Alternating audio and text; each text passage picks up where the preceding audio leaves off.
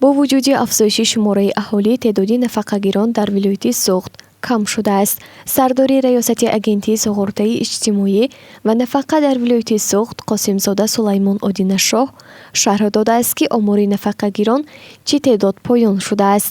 Давоми 6 моҳи соли ҷорӣ шумораи нафақагирон 233,480 нафар ҳисобида шудаанд, ки ин теъдод дар муқоиса ба ҳамин давраи соли қаблӣ 4689 нафар ва ё ба андозаи 2% коҳиш ёфтааст, гуфтааст Қосимзода зимни нишасти матбуотӣ.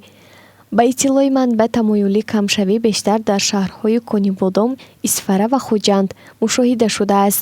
Дар идораҳои нафақа масъулин яке аз сабабҳои коҳишёбии омори нафақагиронро ба муҳоҷират ва муқимӣ шудани онҳо дар Русия шарҳ медиҳанд.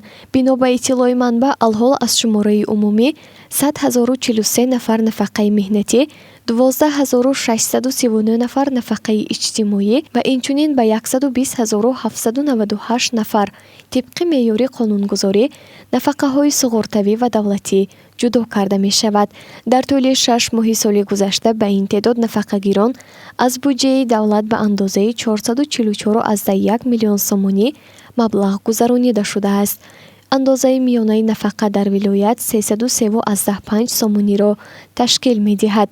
Бино ба иттилои идораи омор, шумораи аҳолии вилояти Суғд ба санаи 1 июли соли 2023 2,8 миллион нафар шуморида шудааст, ки аз ин 1,4 миллион мард ва 1,4 миллион зан мебошад.